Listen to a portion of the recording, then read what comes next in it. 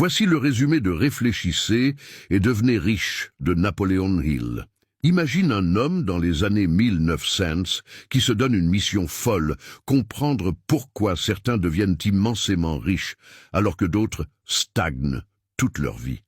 Cet homme, c'est Napoléon Hill. Et pendant plus de 20 ans, il interroge les plus grandes réussites de son époque.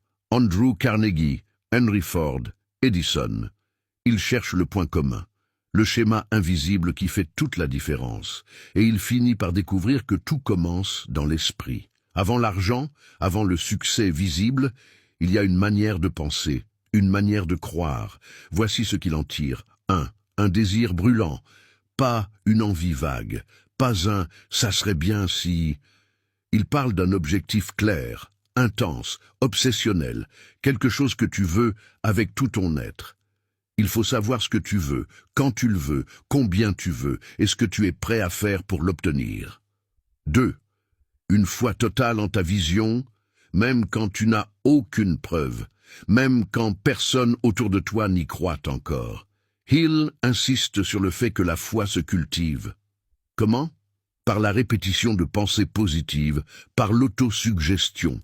Tu programmes ton cerveau jusqu'à ce que croire devienne naturel. 3. Une imagination en action. Tu dois visualiser ton objectif comme s'il était déjà accompli. Ressentir la joie de l'avoir atteint. C'est en vivant ton succès dans ta tête que tu prépares ton esprit à le manifester dans la réalité. 4. Un savoir dirigé. Il ne suffit pas de lire ou d'apprendre. Ce qui compte, c'est d'appliquer la connaissance à ton objectif. C'est ça qui fait la différence entre quelqu'un qui sait et quelqu'un qui construit. 5. Un plan clair et flexible.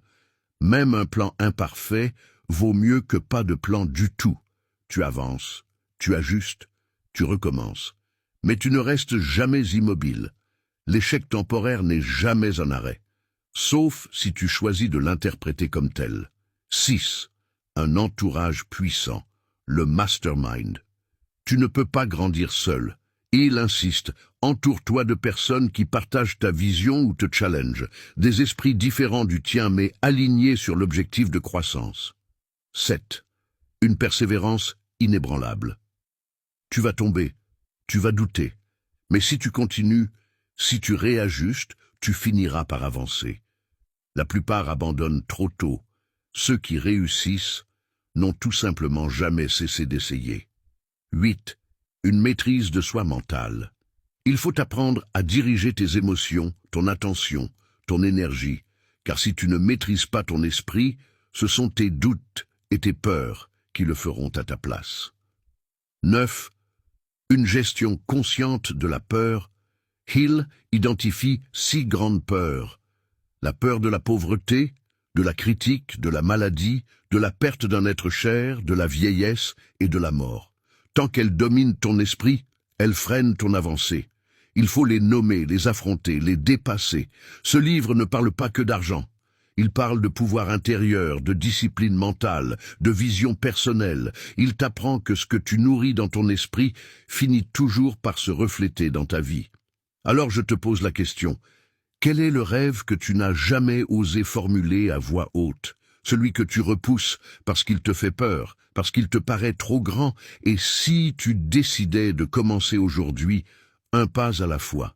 Si ce résumé t'a parlé, like la vidéo, abonne-toi pour recevoir d'autres perles du développement personnel, et dis-moi en commentaire le rêve que tu veux transformer en réalité. Parce que réfléchir, c'est bien. Mais réfléchir avec foi, avec plan, avec persévérance, c'est là que commence la richesse.